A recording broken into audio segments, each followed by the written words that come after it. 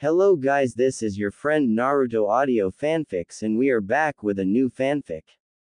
Which is what if Naruto Uzumaki was forsaken by the village?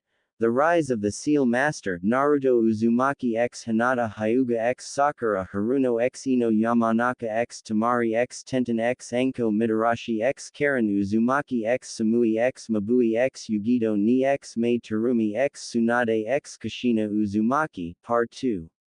And if you enjoy this fanfic, then please press the like button and subscribe to my channel for more fanfic like this. And now let's start the fanfic.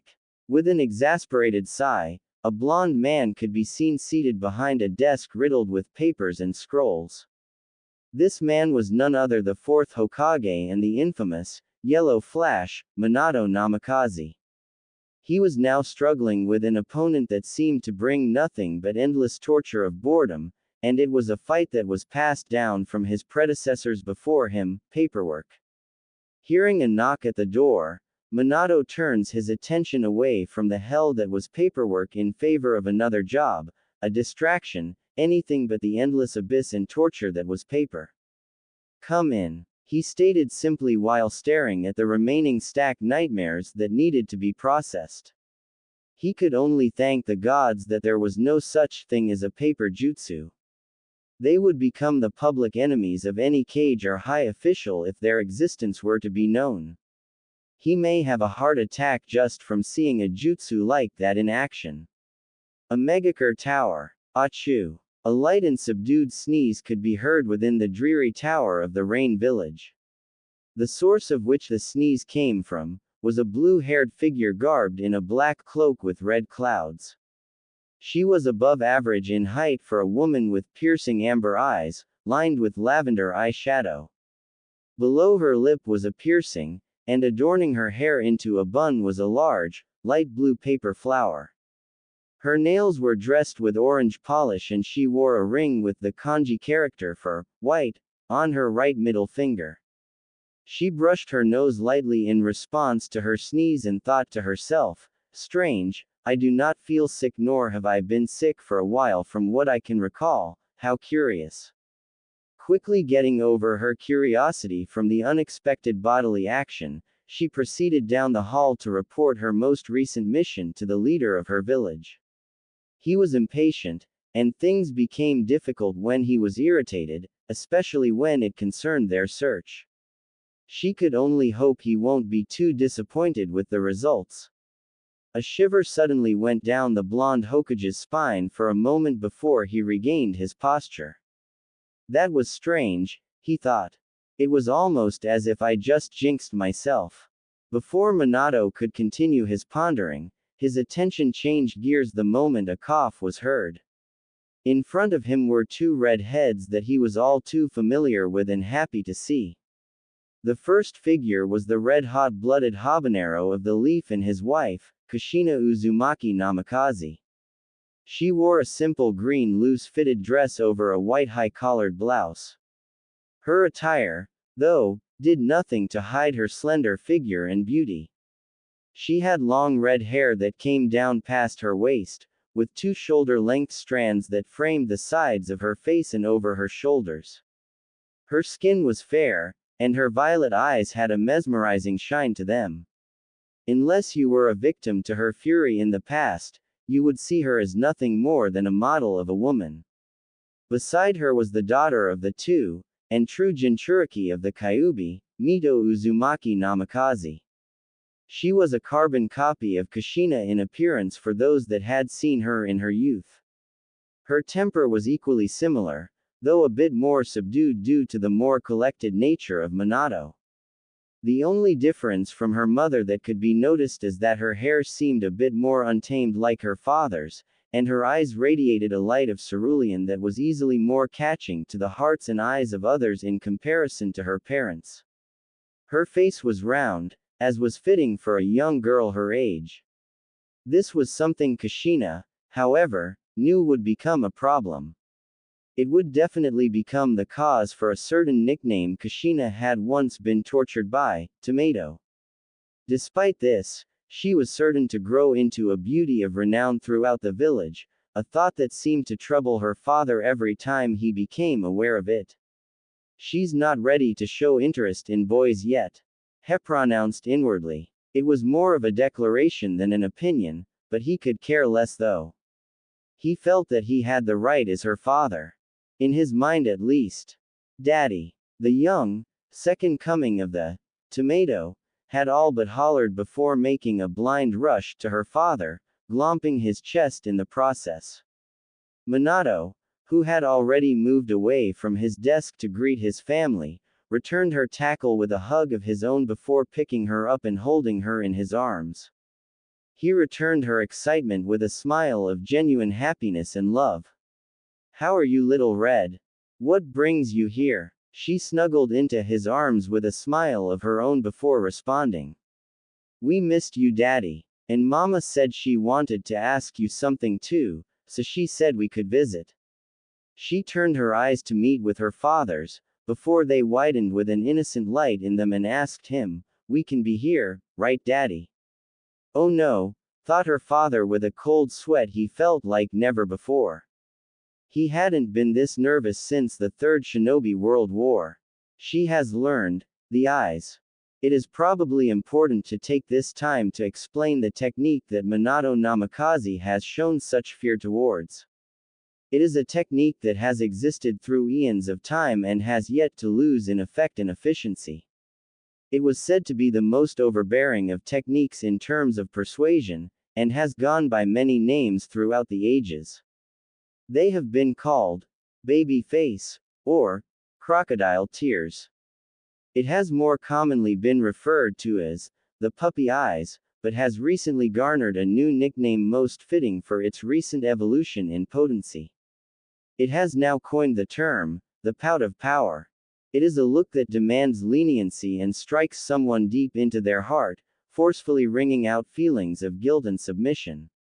It is difficult to counter simply because it compels individuals with raw innocence and cuteness, to the extent that it becomes endearing and plays the strings of one's heart like a harp, lulling them into the desired actions of the caster.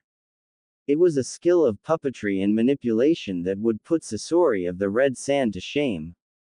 With no malice present, an individual will naturally not have their guard up to prepare themselves for such a technique.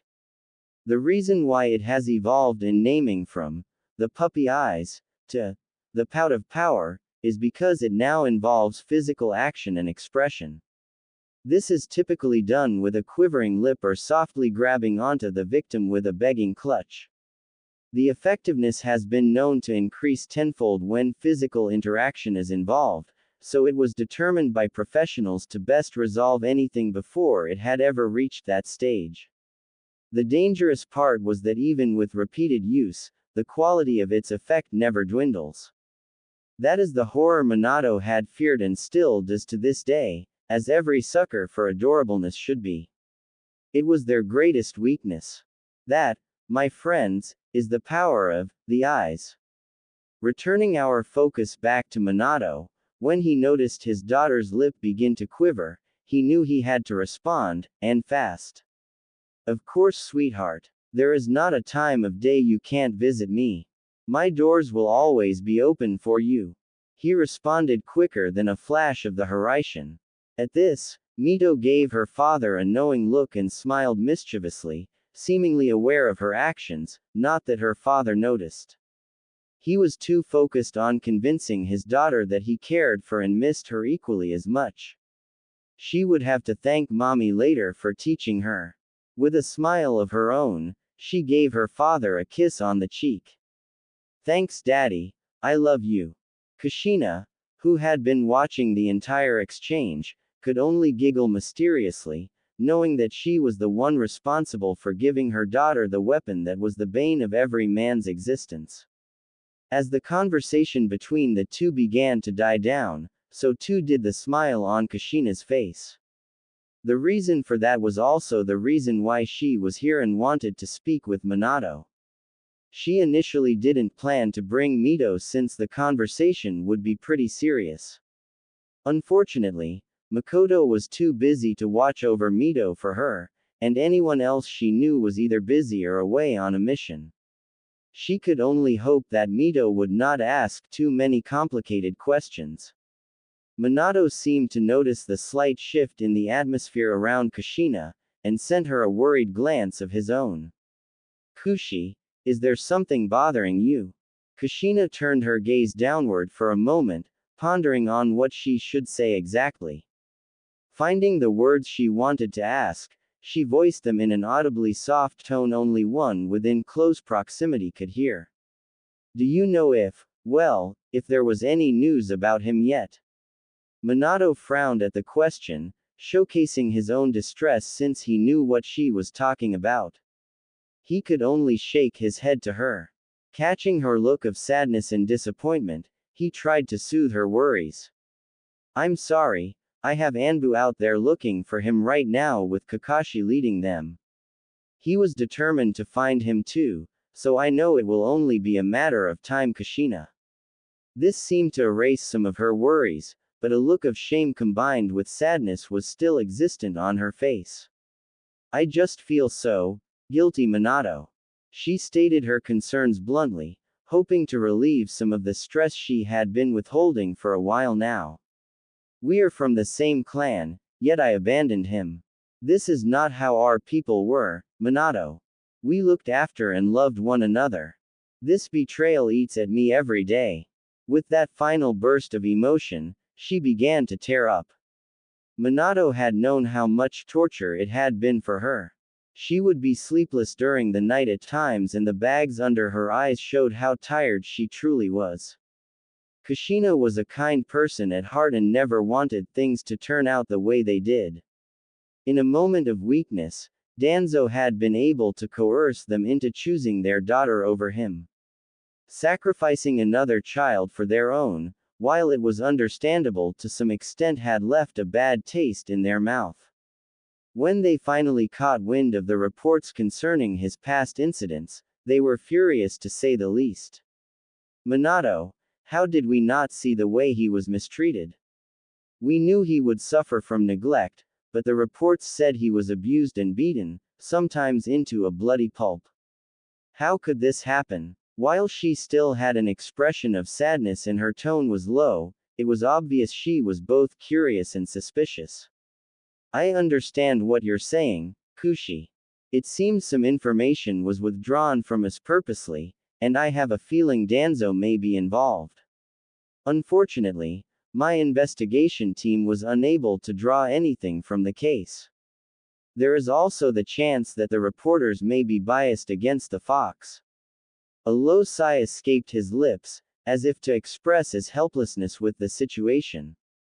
There is too much going on at once, Kushina, and I'm afraid discovering anything may be a lost cause. I'm certain he is alive out there. Kushina just bit her lips at the knowledge that her fellow clan member wouldn't receive the proper justice he deserved. Though, she was at fault in the first place for falling to Danzo's poisonous words. I really hope so, Minato. Naruto doesn't deserve the treatment he has received so far. I want to at least apologize, for whatever it's worth, and do something to make it up to him. Hearing the name, Naruto, Mito, who had dozed off sometime in the beginning of the conversation, rubbed her eyes awake and seemed to jerk straight up. Nah. Wuto, she questioned while mispronouncing the name slightly. Are we going to Haven Ramen again, mommy? I really love fish cakes. Dissipating the solemn mood with her cheeriness, Minato and Kushina began to chuckle, with the latter wiping her eyes of any tears that had formed in the previous conversation. They quickly formed smiles on their faces to avoid worrying their child. I wish I could marry fish cakes. Do you think I can, mommy? Mito continued with an excited voice. At that moment, Minato seemed to freeze as his fatherly instincts seemed to kick into overdrive. No, she is talking about food, not a certain male redhead, you know, Minato. Get a hold of yourself. In a bid to stray away from the idea of marriage, Minato continued this internal conflict he was having with himself, while Kushina began to laugh a little louder at the look of horror that seemed to appear on her husband's face. If there were few things that could scare a man, one of them would be another man taking away the heart of their little girl. Oh, I'm sure you can mini me too. Kushina said with a knowing look at her husband that only seemed to amplify Minato's growing internal struggle. Mito seemed to pout at the nickname. She knew she looked like miniature version of her mom, but she didn't have to remark her height as well, it was a touchy subject for her. Kushina continued after turning her focus back onto her daughter. Sorry honey, but we weren't talking about ramen. We were talking about a boy whose name is Naruto. He's currently away from the village right now. She stopped for a moment with a sad look, before quickly correcting herself so her daughter couldn't detect it. But I'm sure he will be back. He's an Uzumaki with red hair just like you and I, and we were always known to be stubborn. She finished with a smile. Mito seemed to contemplate her words, adopting a thoughtful and concentrated look, well, as concentrated as anyone her age could be. Apparently remembering something, she clapped her hands together as if finally remembering what it was. Oh, you mean Big Brother Whiskers. At that moment, time seemed to stop for the two older shinobi in the room. Kushina was the first to break the silence and ask curiously, Mito. Do you happen to know who I am talking about? Mito nodded her head exaggeratedly in response. Of course. When mommy and daddy are not home, I go visit old man Tuki and big sis Ayame. I see him sometimes, but we never talked. Kushina nodded at her daughter's response, before the little red head continued her tale. I like it when he's there. He always buys me ramen before he leaves. She exclaimed happily before adorning a slightly confused expression. But big sis Ayame always acts strange around him. Her face turns red a lot. She then drew closer to her mother, as if she was telling some sort of big secret. She whispered once her mother was in close proximity, I think big sis Ayame is allergic to Naruto, but doesn't want to tell him to make him feel bad. Kushina could only giggle at her daughter's silliness and innocence. Oh, how it was to be young and have your first crush. Little Mito, she's not allergic to him. It just means she likes him. Confused for only a moment, Mito seemed to understand after a moment of thinking. I agree. I like him too. At this, Minato felt like he would begin to cough out blood in response to such blasphemy. There is no way my little girl has her first crush already, it's too soon. I'm not ready to be a grandfather. Minato began to lose himself in his thoughts, seemingly forgetting that Mito still wasn't of marrying age. That's right. She must be thinking we're still talking about food. That has to be it. In order to relieve his worries, he glanced to Mito to see the look on her face, and almost immediately regretted it. A slightly red hue that was apparent to both Kushina and Minato appeared on the young Uzumaki's cheeks. She fidgeted slightly and seemed a tad bit flustered. It was the next words though that seemed to empty Minato of his soul. Plus, Mito seemed to stop for a moment before placing a hand to her heated cheeks. He looks kinda cool, she finished with a slight glimmer of admiration in her eyes, not realizing the damage she was doing to her father. Kushina openly, and loudly, laughed at this. It was loud enough that Minato was sure that his secretary in the floors below was able to hear her. With dull eyes, Minato was left with only one thing in mind. I'm sorry Naruto, but, I kind of hope you don't come back. I pray for your safety and continued separation from my daughter. Uzushiogakur Hidden Chamber. There was a stern peace inside the recently unlocked chamber. It was an eerie calm that was enough to put anyone on edge. There was a light chill within the room as silence reigned in. At least, silence did reign the interior of the chamber.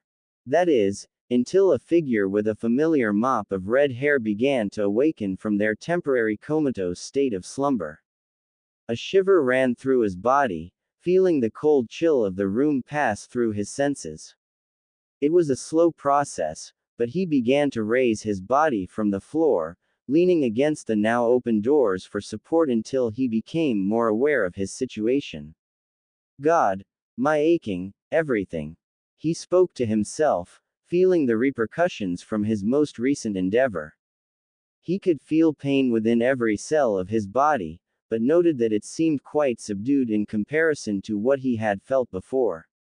It was a while before he was able to form any sort of productive action. He was still against the door for a while, attempting to rush the healing of his body through distributing his chakra into his muscles, organs, and tenketsu points. It was a slow process, but he knew he would be incapacitated until he was able to take care of his body. What slowed the process even further was the fact that he lacked any nourishment for a few days now, and though he had trained to starve himself for extended periods of time, it was an unhealthy course of action and could negatively affect his growth. He was still extremely lacking in chakra as well due to most of it being drained, and he knew the recovery of it all would take some time. It was shocking to him considering how he had never felt so drained, due in part to his unique bloodline, but he supposed nothing was truly impossible in the world. His adventure through the tunnels and bout with a tortuous door seemed to only prove these thoughts. It was a very long while, perhaps half a day before he felt he was capable of moving without pain, so he decided to take a closer look in his surroundings. The chamber itself didn't seem too different from where he started, but the difference lied in what was in the room. As he had recalled before passing out, there was an ancient-looking pedestal before him with scrolls of differing colors that seemed to levitate from its position. He proceeded to approach the curious-looking items, grabbing them from their position and examined them more closely. To his left was a black scroll the same size and thickness of his forearm, and it seemed to have a blood seal array surrounding the white symbol of his clan that was also imprinted onto the scroll. Turning his head to the right, he saw a scroll similar in size but opposing in color. It was white along with a black imprint of the mysterious clan symbol he had seen before. Surrounding the symbol was a sealing array slightly more complex than the other. There were 2 rings of seals that seemed to surround the clan crest. His curiosity and excitement began to eat at him as he pondered the mystery of the scrolls, and before he decided to take any sort of action, he was interrupted by a harsh growl from his stomach. Naruto turned his curious gaze into a sharp, cold glare towards his stomach, seemingly because he felt betrayed by his natural bodily function. "You traitor," he thought to himself. As much as he wanted to take in his hard-earned prize, he was aware of his current situation. He was starving in an empty chamber with no exits in sight. If he did not escape soon, he would die here. He cursed the human body and their needs for survival before pondering his situation. If I want to live long enough to read what is inside the scrolls, I'm going to have to find a way out of here. But how? And before he could finish his thought, a sealing matrix appeared suddenly on the pedestal that previously hosted the 2 scrolls, before flashing a familiar blinding light. This happened for a moment before the room adopted its previous state of darkness and solitude. In a flash of light, Naruto found himself in the ruins of the library had he been inside of before his journey into the tunnels and chambers. The sun was high in the sky showing signs of falling, signifying more than half of the day was over. His face was currently blank as he was starting to question his sanity.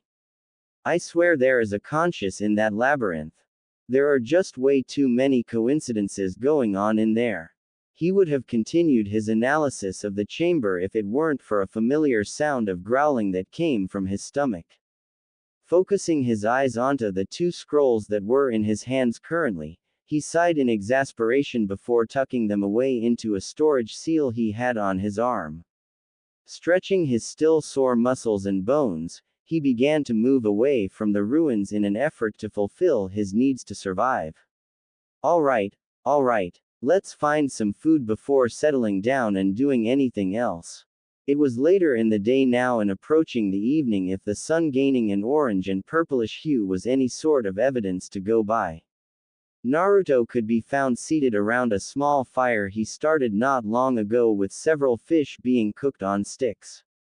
There were not many resources to work with on a ruined island such as this, but if there was one good thing about being surrounded by a large body of water, it was the excess amount of fish. He had also found a source of fresh water on the island, which he supposed should have been obvious. There was no way there could have been an island full of people without some form of freshwater, and importing such a basic need seemed pretty stupid if he might say so himself. He was just finishing his 23rd serving of cooked fish before sitting down with a content look on his face. He was not sure how long he was incapacitated for, considering he had washed up onto the coastline of the village for a time and his most recent knockout from the door of hell. Judging by the amount he ate, he had assumed it might have been quite a while, days even.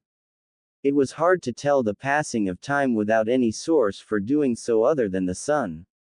He then proceeded to unseal one of the scrolls he had locked away, summoning the first one that had caught his attention.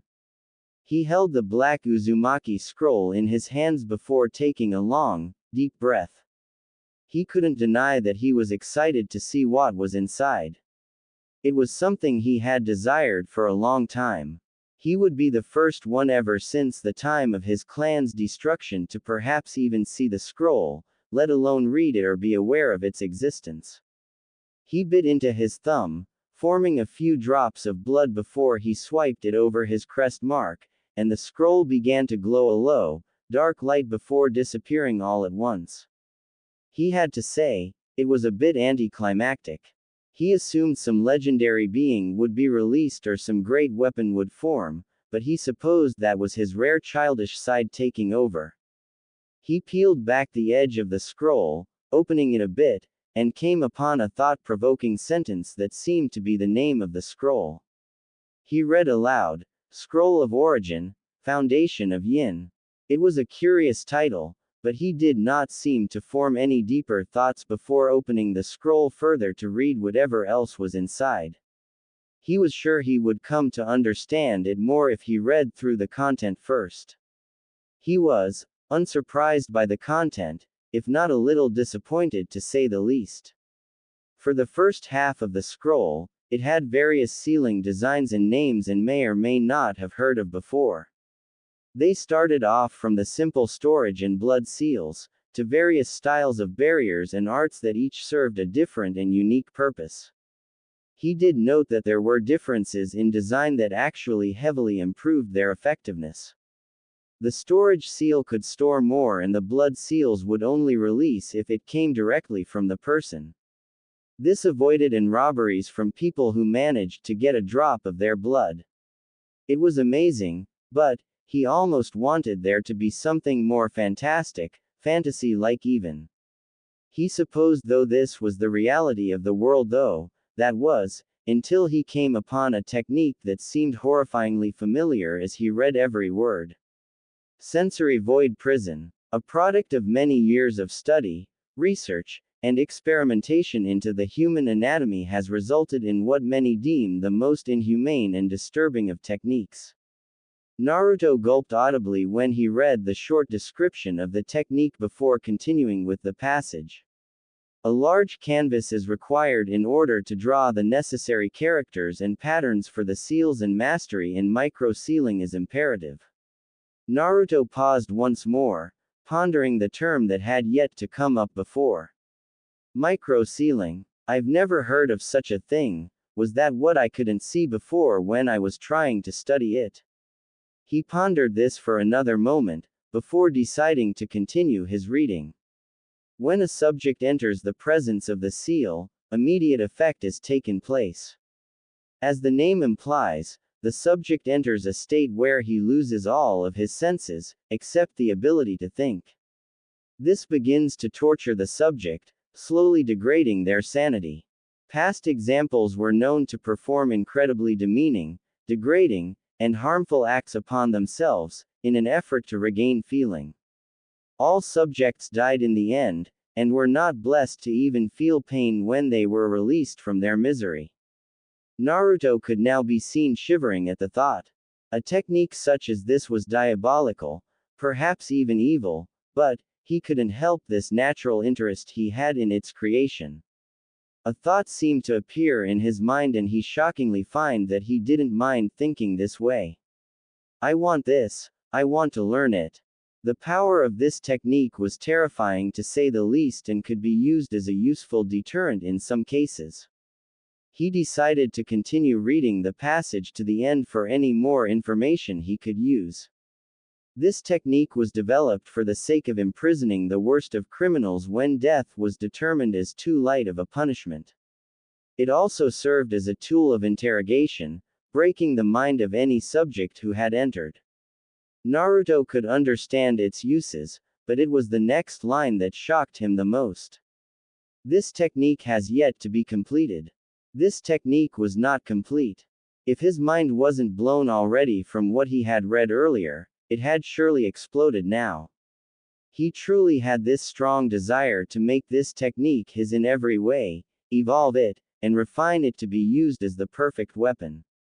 Breaking himself out of his drunken stupor of excitement, and continued down the scroll. He gave a passing glance at the names of different techniques that were all powerful in their own right.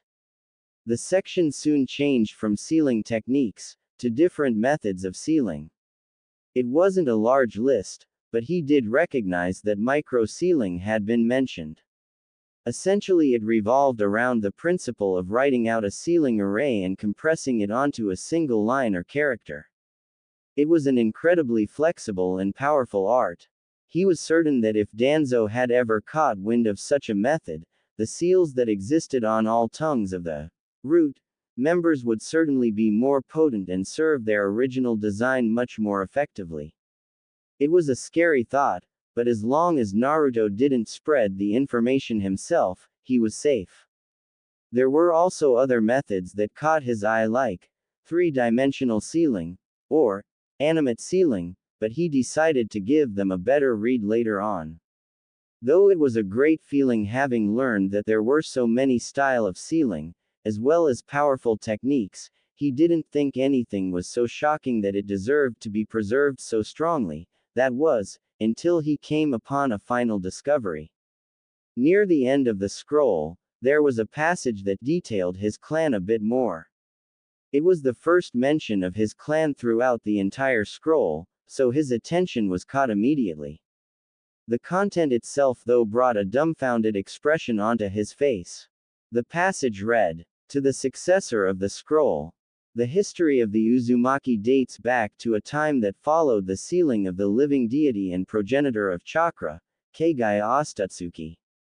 The Uzumaki clan are living descendants of her sons, Hamura and Hagoromo Otsutsuki, though because we were not more skilled in the more appealing arts like jutsu or genjutsu, we were kept in the shadows. For ages this continued while the sons of Hagoromo battled each other through conflicting opinions on peace. This stretched even beyond their time as the reincarnations of Indra and Asura continued this tradition, even possibly until your present time. For years our clan lived in the shadows until I came upon three great revelations that pushed our clan forward into heights that were capable of overthrowing even the prowess of the two reincarnates. A prowess and skill that was once able to seal even the primordial entity that was the ten-tailed beast. Our first revelation came in the form of Fuinjutsu, or better known as the sealing arts. We have long since studied this mysterious art and discovered that it was very flexible and versatile of what it could do. Things that were otherwise impossible with ninjutsu was given form through the sealing arts. Our clan, for an unknown reason at the time, was capable of deciphering the language and pattern of seals and their characters. This mystery became unknown to us until another discovery was made. It came in the form and technique we now claim as a bloodline limit, adamantine sealing chains. Unknown to the general populace, there was more to this technique than meets the eye. It was with this knowledge and further research that I came upon the second revelation, and it was one I kept a secret from my brethren even until my death. The Uzumaki did not specialize in the sealing arts. The moment Naruto read this, he froze. What did this mean? How could their clan not specialize in the art? It was a form they were known to use through the ages for combat, and was the reason why they had become feared. It was the reason they met an unfortunate fate that led to their total destruction. He was dying to know the answer, and the next words did not disappoint.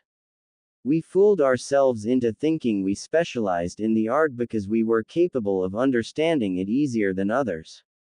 I had always felt that this case was always lacking a reason, and once the development of the adamantine sealing chains came into existence, I knew I had found the answer. The Uzumaki had been gifted an unnaturally high affinity towards the yin release. I found that the theory behind this art was incredibly vast, infinite even. Yin release was a form that governed imagination. It is through yin release that form could be created from nothing. It was this that made us specialize in the sealing arts. Sealing itself was a medium used to create miracles with yin release, but really skilled Uzumaki were able to project these abilities without the use of seals. The adamantine sealing chains was the perfect example of this. Chakra was granted the form of chains with an ability to suppress opponents at the level of tailed beasts. Reading up to there, Naruto now understood what made his clan truly scary: potential. His clan was capable of so much more than just the sealing arts, but they were not aware of it. They most likely thought that sealing was their bloodline ability, and their ability to create chains from nothing was just a physical manifestation of it. So much potential was wasted because of a misunderstanding. It was obvious that the person who wrote the scroll did not speak of this to anyone, and it was for the right reasons. It was dangerous knowledge, one that was capable of turning the world against their clan out of fear, not that it mattered much since whatever was left of his clan had scattered across the nations. If what this person said was true, the Uzumaki were capable of creating far more than just chains, and their limit only reached as far as their imagination and skill did, not considering the needed chakra usage, of course. To have the ability to give form to anything from nothing was a near god-like ability, but he knew he was nothing of the sort, at least, not yet anyway. This was the sort of strength he had been seeking, the strength he needed to fight back against all odds and protect himself and his future. With renewed vigor, and continued to read in order to find out the last revelation. He had no doubt he was ready for an even bigger surprise. The discovery of yin release was a huge step in my development, and it was also what led me to discover the final revelation. It was a revelation that brought our own clan to greater heights and our efficiency in battle. The final revelation was the formation of the Kami clan. You are not yet ready to learn of the Kami clan, I'm afraid.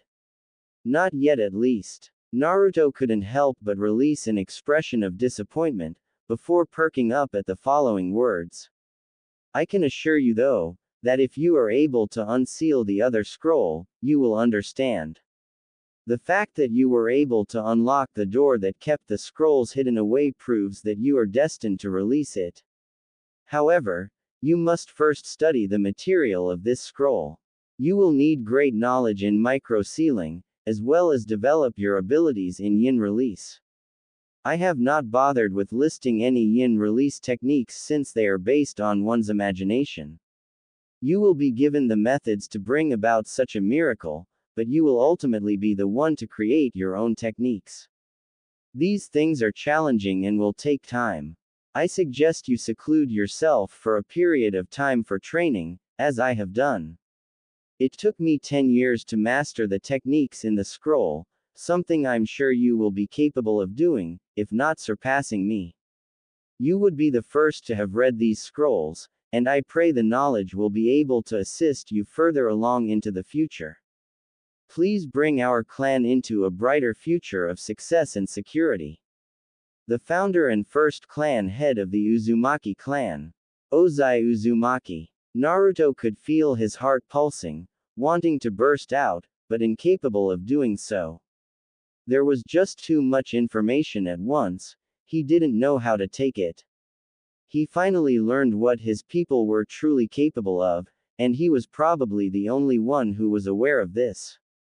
His body shook in excitement and anticipation, and he was extremely eager to learn the materials of this scroll. He then turned his attention to the white scroll with the symbol he now knew represented the Kami clan. Training in seclusion, huh? He thought to himself. If he ever wanted to know what was inside that scroll, he knew it would take quite a bit of time.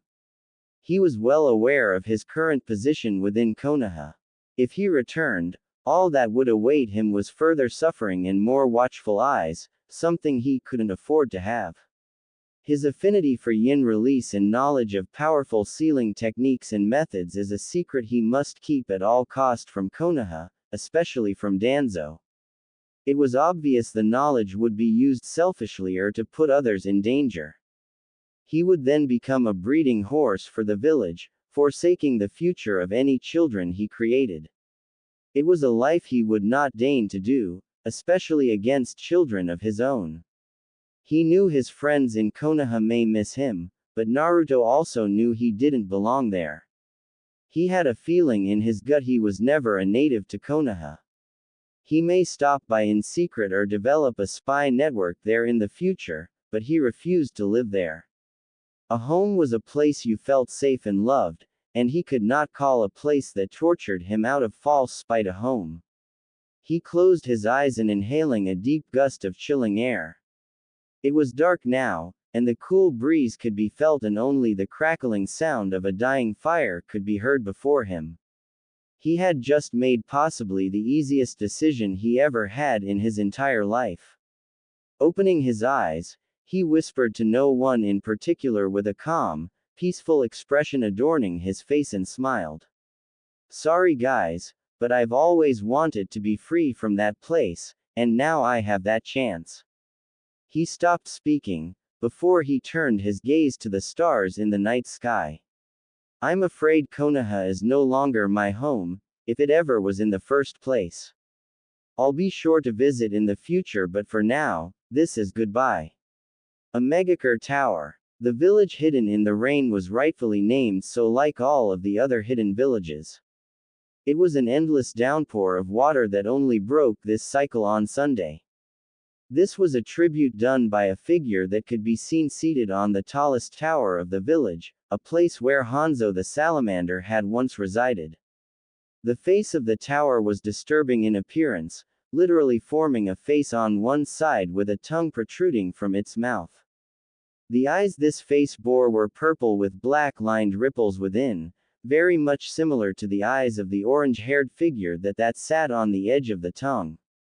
His face was littered with the rod-like piercing through his nose, and several studded ones with a long bar going through his ear. He had a fang-like piercing below his lip, and a gaze that seemed to express no emotions whatsoever. Pain. The man, now named Pain, turned his attention to the voice of a woman he had grown to be very familiar with through the years. There, he saw a beautiful woman with a large paper flower holding her blue hair in a bun to the side. Her piercing amber eyes looked upon Pain, waiting to be recognized. "Have you found anything, Conan?" The now named Conan merely shook her head in response. Seemingly no longer interested, he turned his attention away from her back to the horizon of his village. "I see." Conan's expression had faltered slightly into one of sadness before correcting back into her neutral expression. It was saddening to see what had become of Nagato, though she could understand. She felt the same amount of pain he had, if not more. They had lost too much, and they felt happiness was nothing but a dream for them now. "I see you two are now together. Might I ask what it was you were searching for, Pain, Conan?" Pain now changed his focus upon the new entry. It was a man with a tuft of black hair, garbed in a similar cloak of black and red clouds. His face covered by a spiraling orange mask, with an opening to the right that revealed a dojutsu well known by all, the Sharingan. Pain was quiet for a moment before he decided to answer back. We were searching for potential members to join our cause, Madara. This figure was none other than Madara Uchiha, at least, that was what he wanted people to believe. Not caring too much about the subject, Madara responded in kind. Please, refer to me as Toby from now on. My identity is not something to be revealed quite yet, and to solve your little problem, I have a few prospects that may be worth looking into. That seemed to catch Pain's attention as he now locked eyes with the masked figure. Toby continued, you will hunt down a man by the name of Kakuzu. He is said to be an immortal that had even fought the first Hokage in the past. He has experience beyond his time, and is good at collecting money from high bounties. Funds will be needed for any sort of progress. He then turned his eyes to Conan. You will focus on Sasori of the Red Sand. He is a master puppeteer that has even turned the late third Kazekage into his puppet. He has a well-established spy network and his resources could be used well. At this knowledge, both figures nodded in response before Pain questioned him. And what of you? Toby released a short, low chuckle before answering. I have two prospects in mind, but they are both quite young for now, both originating from the Hidden Leaf Village. At those words, Pain and Conan seemed to tense their bodies, before quickly returning to a neutral stance. Noticing the slight tensing of their muscles but choosing to ignore it, and spoke on. In fact, I have already led one of my prospects away from their village. He was in need of training materials, and where he went, not even I am capable of reaching. That seemed to stop their thoughts for a moment. A place not even Madara was capable of reaching. They could only imagine what that place must be like. There is no telling what kind of resources he may be able to provide for us, and that is a gamble I am willing to risk. From his background though, I am certain he will become an asset like no other, and I'm positive he will not be returning to his village, I made sure of it. At that moment, his Sharingan seemed to spin very ominously, as if to say he was in control. It was something that seemed to bother Pain. Pain would become the god of the world, if only to grant it an everlasting peace. Madara, in his eyes, was only a tool for his goals.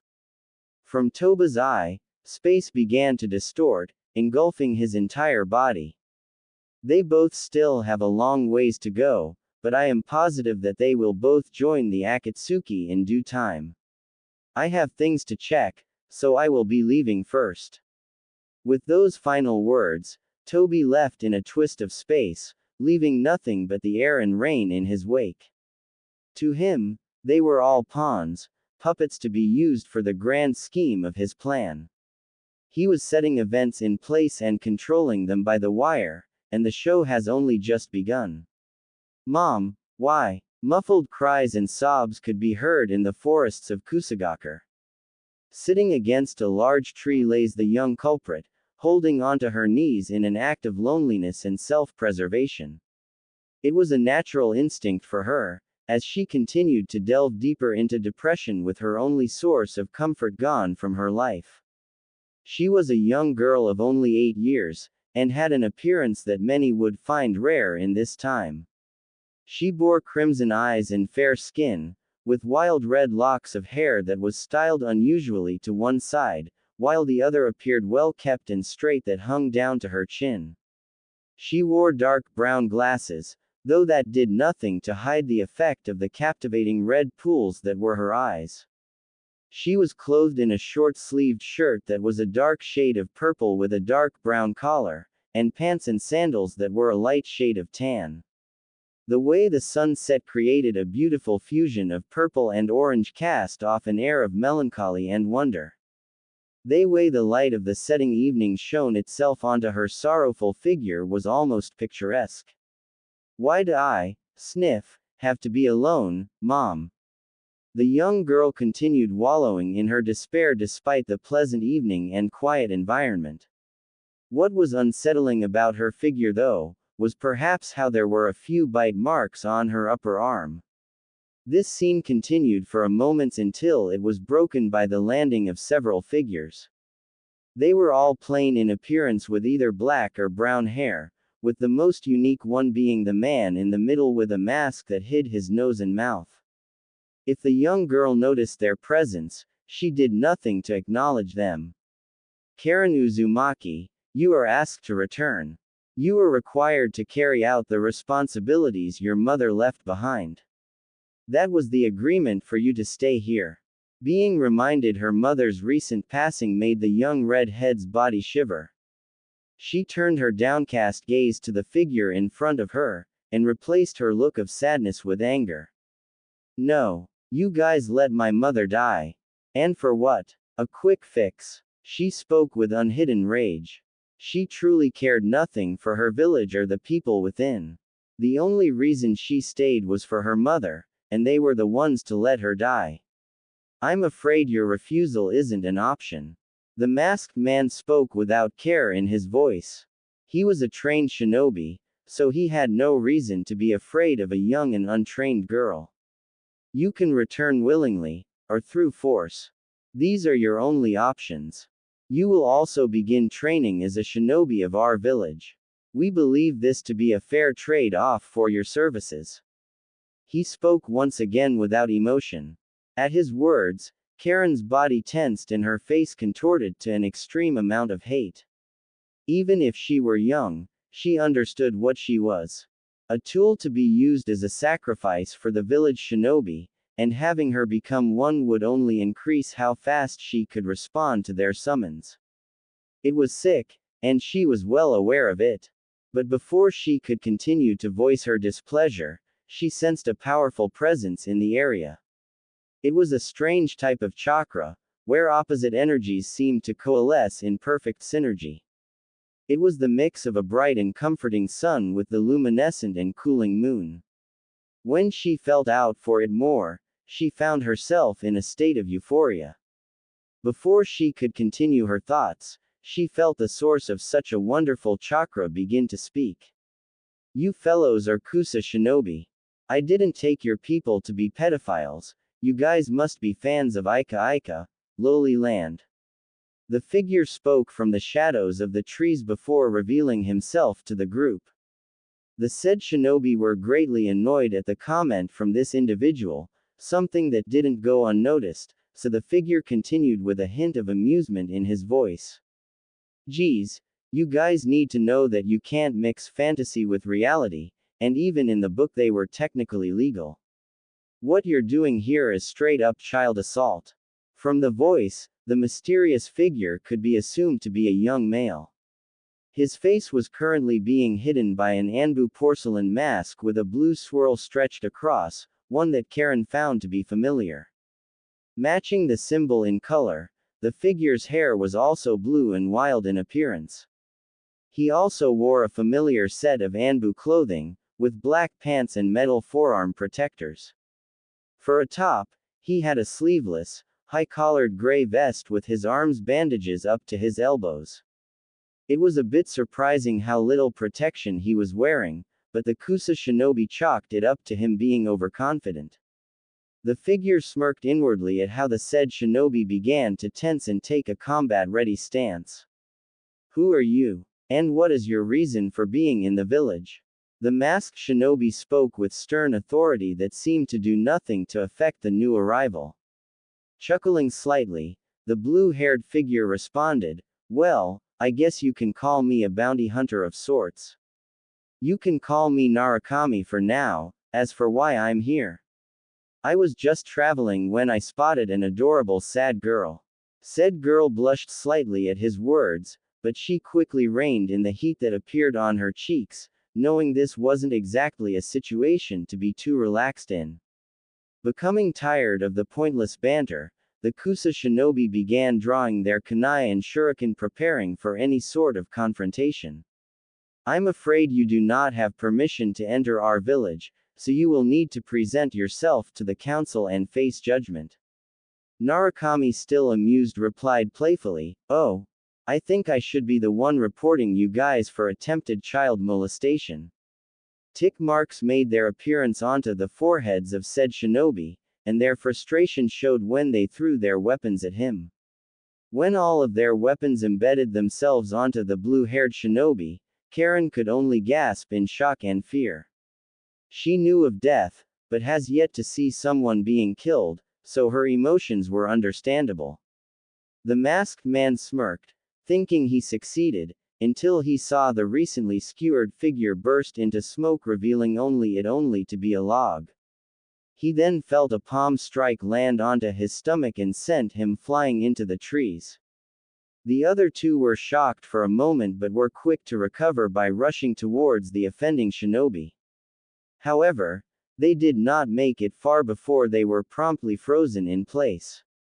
They were confused for a moment before they heard the enemy in front of them answer the questions they seemed to have formed, in a tone that continued to show his amusement. Did you guys think you were the first to arrive here? I already placed the area you're standing in under a paralysis seal. You have nowhere to run, and nowhere to hide. At this moment, the atmosphere seemed to freeze and all sense of humor was gone from the figure's voice. It brought a feeling of dread to the frozen shinobi as they watched a yellowish-gray glowing katana materialized from nowhere into the aqua head's hands.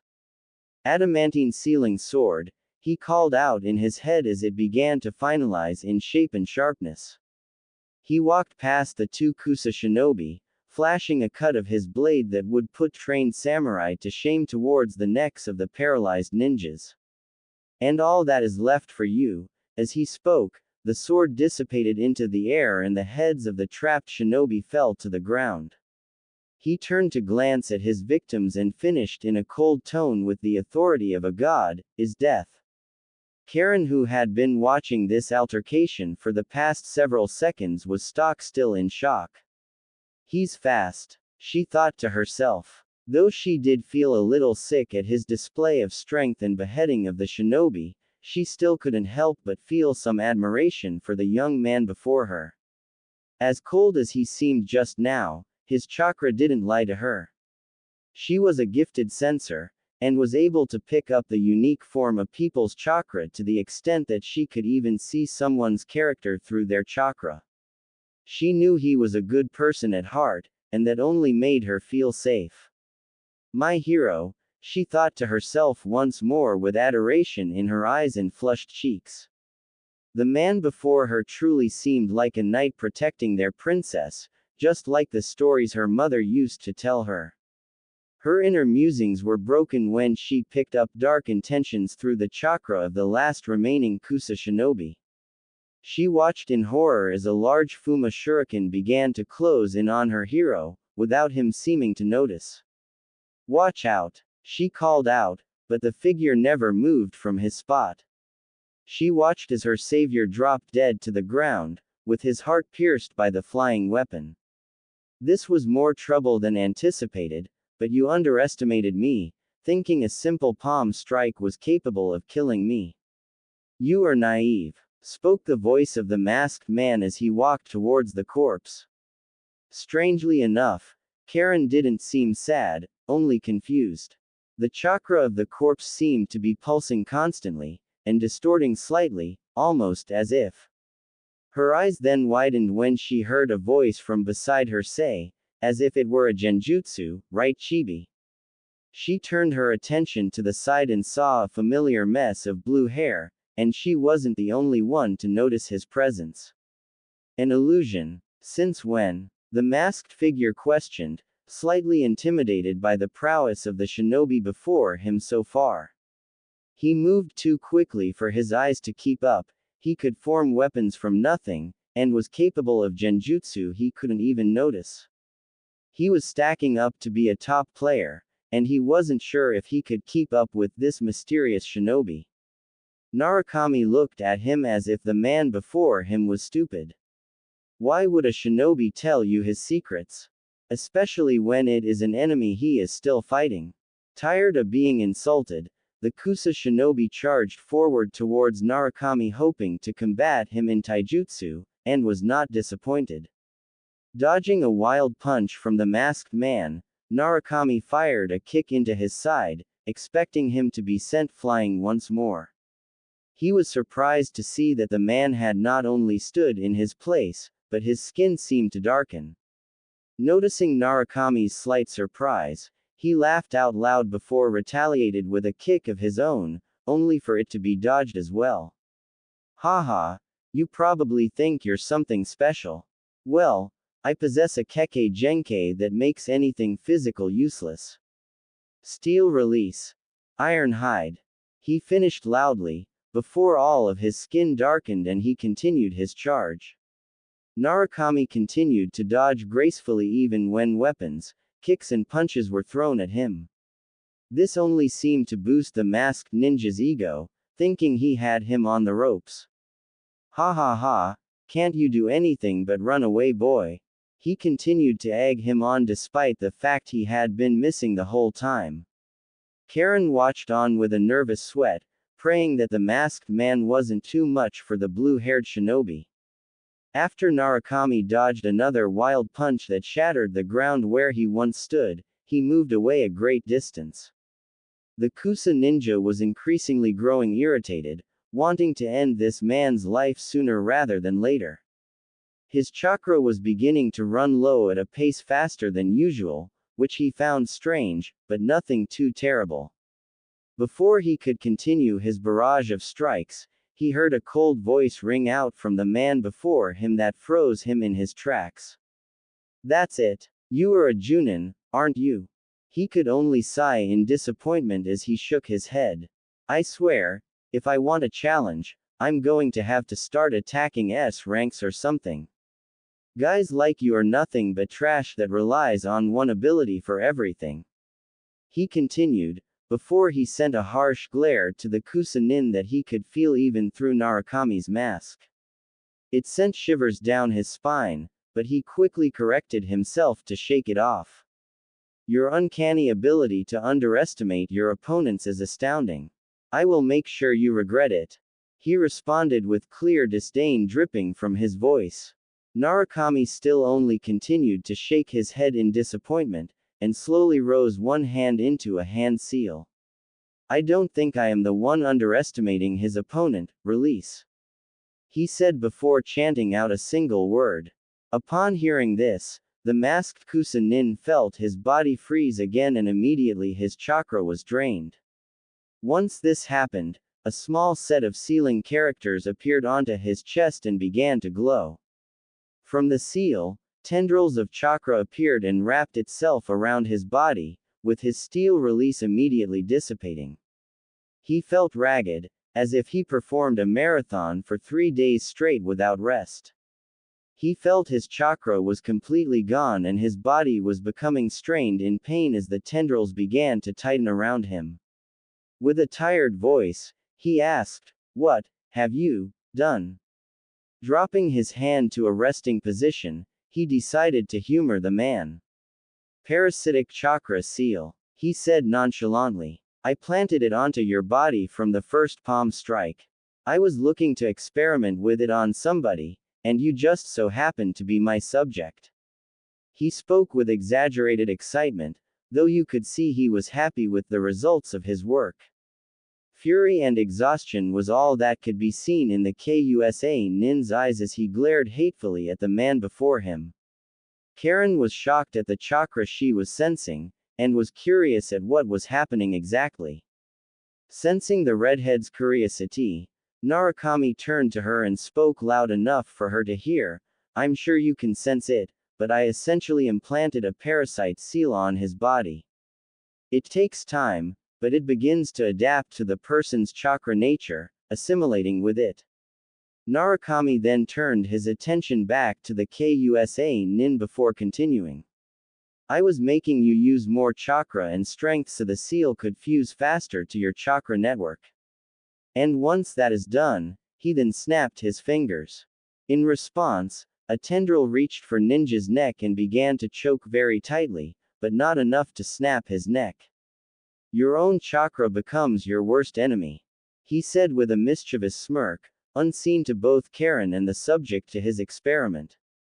Narukami shrugged his shoulders and stated, even if it is slow acting, I thought it would be fun to see someone fight against their own chakra. And it certainly didn't disappoint. The KUSA nin tried to speak, but found that he was incapable due to lack of oxygen. And once more, the Aqua Head's cold voice appeared. Now that I see that it is a success, you no longer serve a purpose. So please, he paused to raise an open hand, before clenching it into a tight fist. Die. And once he finished, the tendrils shattered all of the victim's bones and neck, before dissipating along with the man's life. Narukami let out a short, but audible sigh. He truly was disappointed. He had plenty of other things he wanted to experiment with and try out, but the ninja he's encountered so far just were not up to his standards. He may just have to actively seek out S-rank shinobi, but they were all skilled in staying hidden. Turning his attention back to the girl, he was only hoping that she wasn't too traumatized by his cruelty. He became surprised when he came closer to the girl and saw that in her eyes wasn't fear, but worship. Said girl just looked at the man before her and shouted loudly, "Thank you." And faster than he could react, she embraced him in a hug. He was about to pry her off before he felt her sob a little into his torso. "Thank you, hic, thank you," sniff. Narukami could only wrap his arms around the girl in an effort to comfort her. He couldn't help that he was a sucker for a girl in tears. I doubt there is a man with a heart that would turn away a girl in tears. He thought to himself as he helplessly continued to calm the girl down with small ministrations to her back. It was about 10 minutes before she pulled away from him and wiped away her tears. "Thank you, you were really amazing," she said in unhidden excitement, before her face contorted into one of confusion. "But why did you help me? We've never met before, and now you might be hunted down by Kusagaker shinobi," she said with slight worry in her tone. Narukami then adopted a relaxed stance before ruffling the girl's hair. "Well, I have a few reasons. 1. I really did just happen to be around the area before I spotted you. And 2, he then brought his hand to his mask, before pulling it off slowly.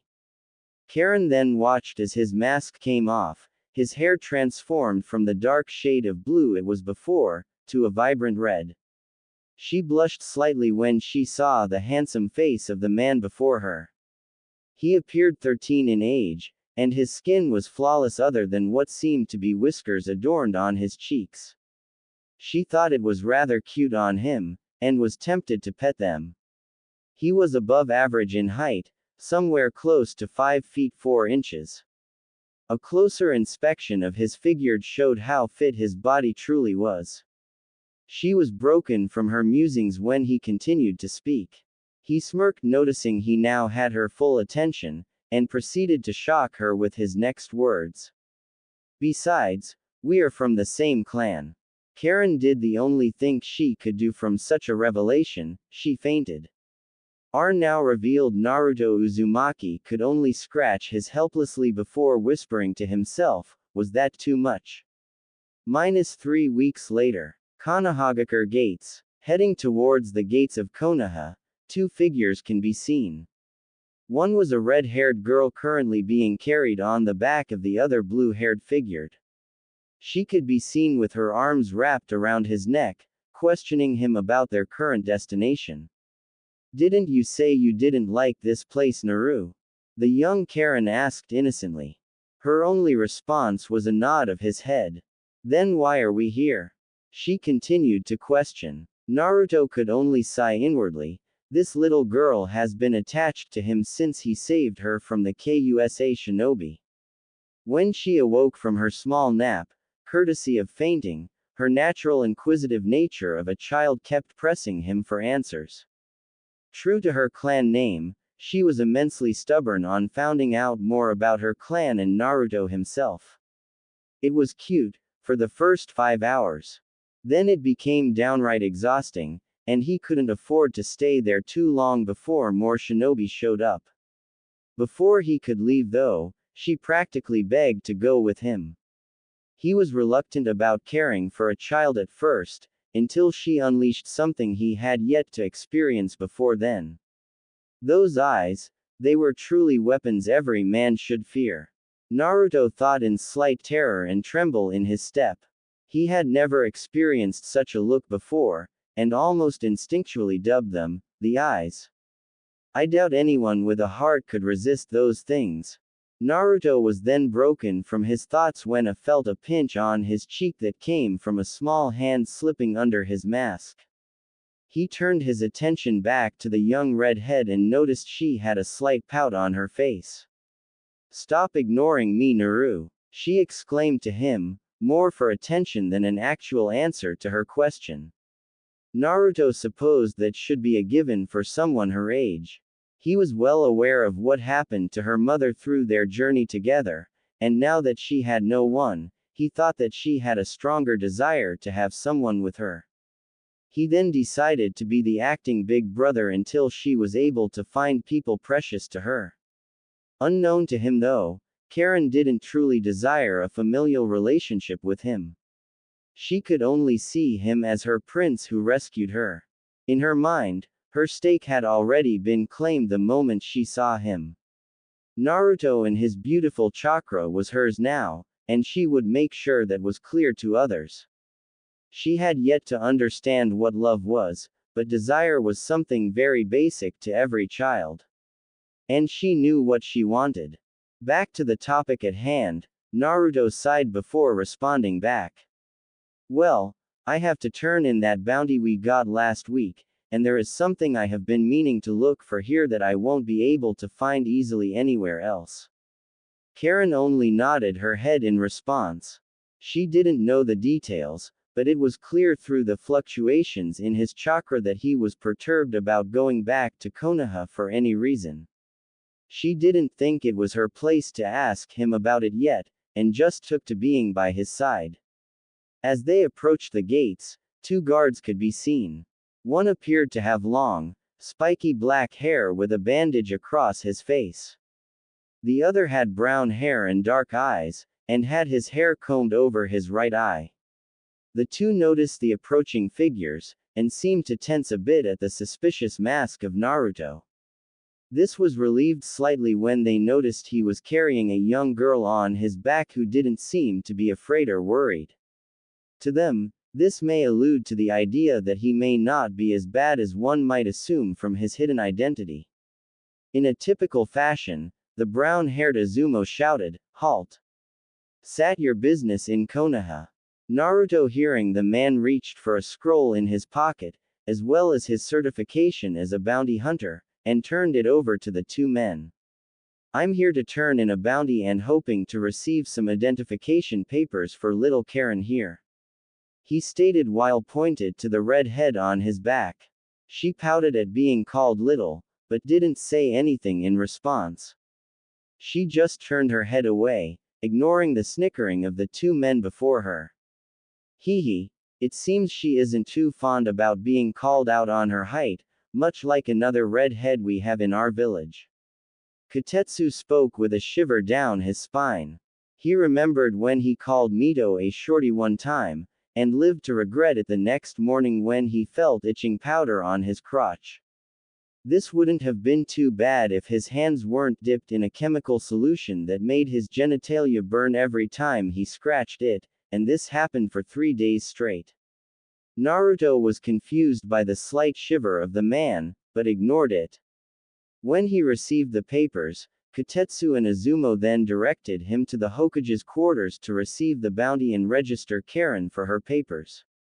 He briskly walked by them, and continued towards the tower, not exactly happy about returning to this village. "Sigh, this is gonna be a long day," he thought to himself before flashing away in a shunshin of leaves. Hokage's tower. Naruto could now be seen standing before a desk that seated, arguably, one of the strongest shinobi within the village. Karen was holding Naruto's hand, and sent a glance of worry towards him. She felt him tense and his chakra fluctuate slightly upon seeing the blonde Hokage, so she figured that whatever happened in this village may have involved him. The said blonde shinobi was currently overlooking the scroll that held the head of an A-rank bounty they had placed long ago and nodded his head.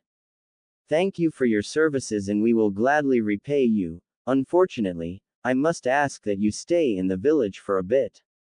Naruto raised a hidden eyebrow towards the Hokage, but otherwise stayed silent so Minato could finish explaining his reasons. Taking his silence for further inquiry, Minato proceeded. While he wasn't a huge threat, he did have a sizable bounty. It will take some time to fully verify his identity and prepare the amount. I hope you can stay for a few days while we go through this process. We will fully compensate you for your stay here and prepare proper lodgings for you and the young girl. He then cast a curious glance to Karen. So she is an Uzumaki. Kushina will probably be happy to hear there are more of her clan still living. Sensing his curious gaze, Karen moved behind Naruto away from Minato's view. Realizing he was causing her discomfort, he turned his attention back to Naruto, awaiting his response. Naruto could only nod his head. He planned to stay here regardless since he had another reason for being here, and it was sure to require longer than a day to achieve. That is fine with me, Lord Hokage. I had already planned to stay here for a period of time to purchase more clothing for Karen as well as more traveling supplies. I already have my lodgings planned, but I appreciate the gesture. He then bowed his head slightly in respect, though Karen was able to feel his muscles tense once again and his chakra fluctuate even more than before, as if it were revealing his frustration.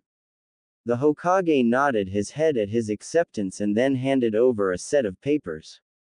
Here is the identification papers for young Karen, and it should be processed by tomorrow. Please enjoy your stay in Konoha. Naruto didn't bother to respond before grabbing Karen's hand and making his way out the door. Enjoy my stay. Here, Naruto ridiculed inwardly. This place is the bane of my existence. I'll show you exactly how I enjoy my stay here. With those dark thoughts left behind, Naruto left the door and decided to make his way to the hotel he had booked. Streets of Konoha. Naru, I don't like all the staring. Can we move faster? Karen and Naruto were walking down the streets of Konoha, bypassing a lot of people and shops. It wasn't hard for them to garner attention considering their appearances. Karen herself was very adorable in appearance with vibrant red hair, and Naruto was very mysterious with his mask and uncommon blue hair. Their looks alone would gain interest, but together they made a very unique pairing. Karen was feeling a bit uncomfortable due to the natural heightened ability of awareness she has as a sensor. She also felt that they were followed by a couple of shinobi hidden in the shadows. She tugged on his sleeve, hoping to get her message across, and received a nod in reply. We're unknowns here, Karen. It's natural we would be watched during our stay. The civilians are naturally curious and skeptical as well, he said, only barely hiding his dislike for the civilian populace. Noticing his constant shifts in demeanor since their arrival in the village, Karen decided to voice her concerns. Naru, are you okay? Hearing her words, Naruto turned his attention to her and sighed before ruffling her hair. I'm fine, Karen. I just don't have a great history with Konoha. I'm still trying to work out some things with this place, but I'll be fine, okay? Karen could sense the slightly sad tone in his voice, and decided to not question further. She only nodded her head in response. She also decided to take advantage of his ministrations with her hair by pushing her head into the palm of his hands. Naruto laughed a little, finding her obsession with his head rubbing cute and a little funny. She would act like a cat seeking attention at times, and could be bratty during others. Seriously, she has to be part cat, he thought. He turned his attention briefly to the Anbu that were hidden. He noticed one had a cat mask that was commonly passed down, but he also saw another mask that he had yet to see from his time here. A weasel. I didn't even know they had a mask like that. He mused to himself, deep in thought about who it could be. He felt a strange familiarity with that figure, so it did linger his mind for a bit. The quiet moment of he had with Karen was broken when a yell was heard from a familiar-looking ramen shop. "Old man Tuki, I'd like 12 bowls of ramen please," shouted a young feminine voice. Recognizing the voice, Naruto smiled slightly beneath his mask, recognizing who the source was. Karen seemed to notice how Naruto became happier when he heard the girl's voice, making her voice frown slightly. She would admit to being a bit possessive of Naruto, but she figured it was only natural considering her circumstances. She noticed Naruto grab her hand and started to pull her along to the source of the yell. "Come on Karen, I'll take you to one of the few places I like in Konoha." She only nodded her head before she found herself seated at a ramen stand with her guardian. They sat at the far right, waiting for their order to be taken. And as if on cue, a young brown-haired waitress came up to the two and proceeded to ask them what they would have. Karen wasn't sure what exactly to get, but Naruto seemed to place an order for anyways. "I'll have 12 bowls of miso ramen, and she will have the same." The young waitress appeared shocked for a moment before nodding her head slowly. She hadn't known anyone to eat that much unless they were an Uzumaki. Her thoughts briefly went to a male Uzumaki she had met when she was younger, before shaking her head. It was a sad time for her, hearing one of their best customers in Crush go missing, but she managed to stave her sadness through work and time, though she still felt pain now and then. She flashed a bright smile after her brief lapse in history to her customers before nodding her head. "We'll be right with you in a second." With that said, she turned away and continued to work on the preparations with her father. From the corner of her eye, Karen noticed another redhead seated at the opposite end of the stand who seemed just as surprised as Ayame had been. That lasted only for a moment before said redhead moved closer to them and began to converse. "Wow, I didn't know there was someone else in the village who could eat as much ramen as me or my mom." The little girl flashed a bright smile towards the two, showing how energetic and happy she really was. "My name is Mito Uzumaki Namikaze. But you can just call me Mito." Naruto nodded his head in response, smiling underneath his mask. "Nice to meet you Mito. I'm Narukami, and my little companion is Karen Uzumaki." Karen's only response was to send a stiff smile and bowed her head slightly in a greeting. "It's a pleasure." She was still a bit annoyed that Naruto seemed to be happier meeting the younger girl, but there was another reason she was stiff. When she searched out her chakra, she felt two completely opposing natures. One was bright like the sun, which could be seen in the girl's personality. However, she was also able to sense a malevolent and dark chakra around her stomach. It was huge in size and chaotic in nature. It made Karen reel back a bit and seek comfort from Naruto by grasping his arm. Naruto noticed this action, and knew exactly why she was acting this way, but remained silent for the time being. This all happened without Mito's notice, since she was more shocked knowing that there was another Uzumaki in the village. "Awesome. That means that we're kind of like cousins," she exclaimed excitedly. Karen's eyes seemed to widen a bit at the revelation, knowing she had more family within the village. Before the conversation could continue further, an old man in the back of the stand appeared with a large quantity of bowls prepared for their meal. Before Mito could dig into her food, she was suddenly poked in the side of her head by the blue-haired shinobi. It annoyed her a bit, and as she was about to voice it loudly, she saw him lift up the offending finger in front of her. "How about we make this a contest? Whoever eats their ramen the fastest wins. If I win, you pay for my meal." If you win, then I will pay for your meal and more. Sound good? Without hesitation, she responded, all right. But don't come crying to me when your wallet is empty, Tsubasa. Naruto could only chuckle at her verbal tick. It was cute for someone her age. With Tsuki serving as the judge, he nodded his head and said, ready. Set. Ramen. Mito proceeded to practically inhale her first bowl. It only took 10 seconds her to finish all of its contents. She smirked, knowing she would be victorious. She hasn't even lost to that pudgy kid Choji in a ramen eating contest. As she was about to start her second bowl, she heard 4 words that shocked her into place.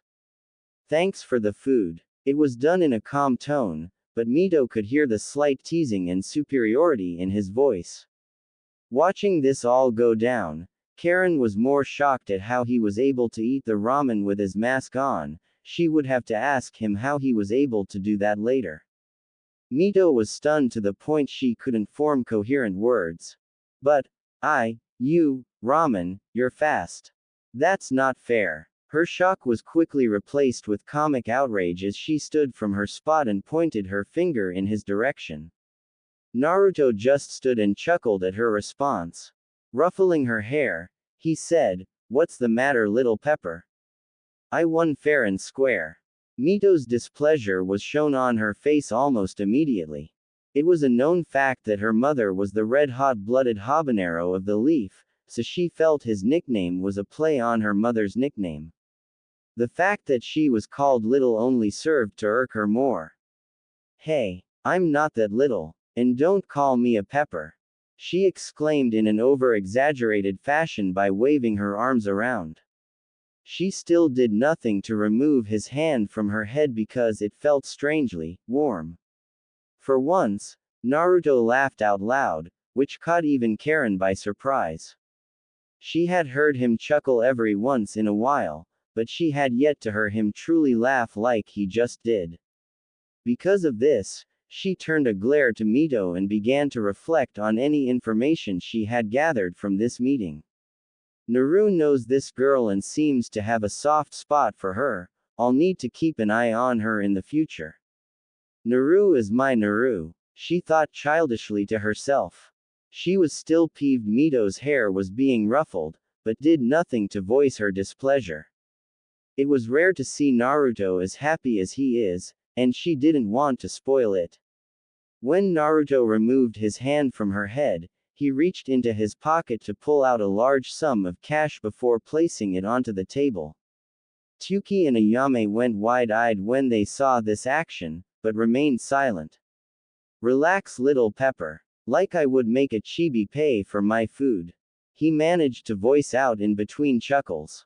To make up for it, I'll pay for your food and more. How does that sound? At that, Mito instantly grew a smile onto her face before pulling Naruto into an abrupt hug, catching both him and Karen off guard, with the latter fuming a bit at the action. Thank you, Naru, she yelled once more, before excitedly turning to Tsuki. You heard him, old man. I want 12 more bowls, Tsubasa. Tsuki could only chuckle before returning back to his preparations, thanking the blue-haired young man for the good business. Naruto then pried Mito off of him, before voicing his leave. Well, I and Karen should get going now, little pepper. We'll be here for a bit, so we'll probably see each other around at some point. Mito acknowledged them leaving with a smile and wave. Okay. I will definitely beat you next time though, you better believe it, Tsubasa. At those last few words, Naruto shivered for a bit. Strange. That almost felt like something I should say. He then took Karen by her hand before leaving the stand and heading back to the hotel. Before he left the shop, he managed to catch sight of a familiar old man, one who used to be a shinobi. His figure seemed to freeze him for a moment, and drew another look of concern from Karen. It was someone who had offended him plenty of times in the past, someone who had tried to rape him on multiple occasions and burrowed kunai into his leg. He was perhaps the most disgusting of people he had encountered during his stay in Konoha, not counting Orochimaru. A cold light flashed in his eyes that made even Karen put a little distance between her and Naruto. So you're still around, old trash? He thought darkly. Perhaps I should relieve a little stress tonight. With that, he and Karen returned back to their inn. One would be resting for the night, while the other would be having their own adventure. Streets of Konoha, evening. An old drunk man could be seen wandering the streets at night. It was darker out than usual with the clouds covering the moon slightly, so he found himself stumbling over several trash cans and bumping into buildings. As he moved through the streets, he felt himself suddenly pulled into an alley and thrown against the wall. If he were not an ex-trained shinobi, he felt as if his spine would have shattered on impact.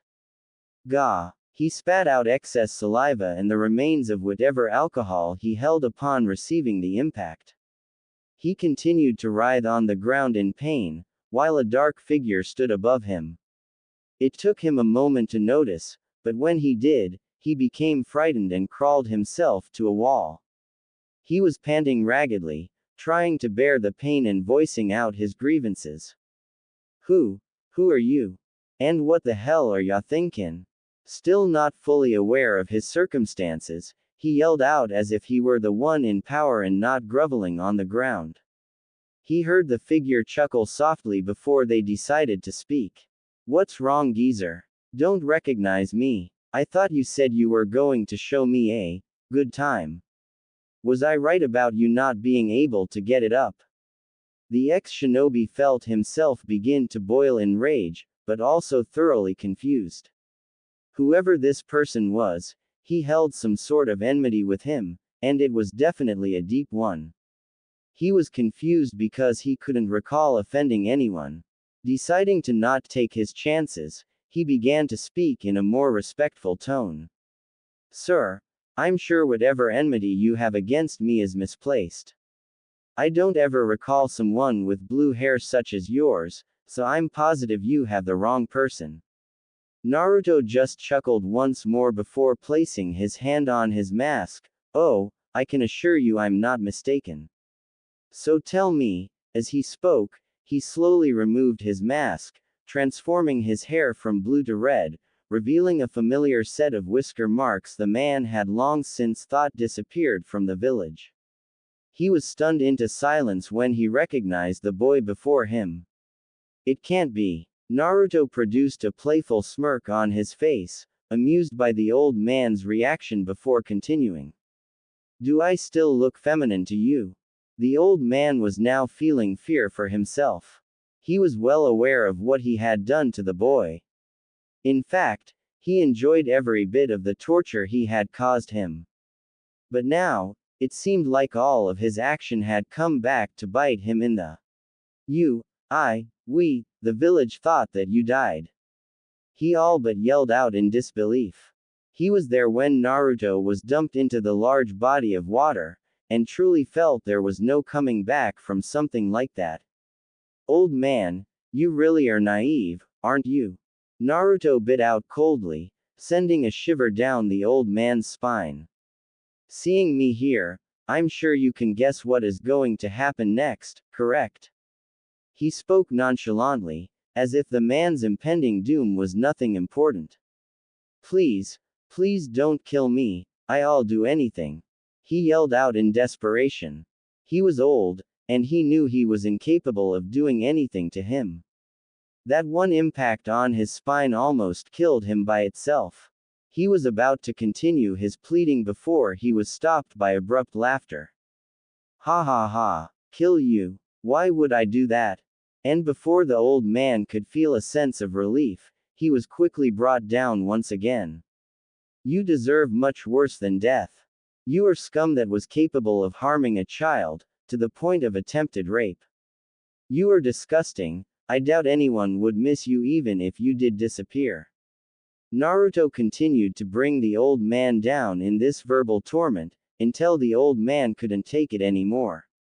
He already knew he was, so he might as well get his last words in.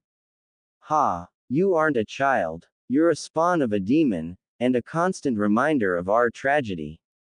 You are the one who wouldn't be missed. I may be trash, but even trash is above monsters, you demon. He spat out as cruel as he could muster. If Naruto was angry at the man's response, it wasn't shown. He walked towards the old man with a piece of paper with strange characters in hand. And before the man could yell, he felt his body freeze as a paralysis seal was placed on his forehead. I'm afraid I can't have you yell or move while I am at work. He then practically punched his fist into the old man's mouth, shattering some teeth in the process. Muffled cries of pain from the old man could be heard as blood seeped from his gum down his chin, dripping onto the floor. Naruto then roughly yanked the man's tongue out, but not enough for it to be ripped from its confines. He raised a finger that began to glow a black light. Yin release. Mimicry method. Rather than a technique, it was a sealing method he had learned from the scroll through Yin release. It allowed him to recreate any seals he made from memory, giving it an instant casting ability. How long it took to be recreated depended on the complexity. The seal he was trying to recreate would only take a few seconds before creation. When Naruto's finger made contact with the man's tongue, a familiar root seal embedded itself onto it, and though it wasn't visible in appearance, he made slight adjustments to its design. Naruto then released his tongue, and pulled his body away from the old man. The old man was still paralyzed when he heard Naruto begin to speak. I just gave you a seal I used to have with some improvements of my own design. I didn't have a name for it, but I guess I'll call it the Seal of Damnation. He began while smiling darkly. With it, you will no longer be able to speak again. Every time you eat will feel like swallowing needles and taste like shit. Every time you drink will feel like drowning in fire. At the sound of what Naruto had done, he could only whimper in his paralyzed and pained state. If he thought that was all, he was about to be disappointed.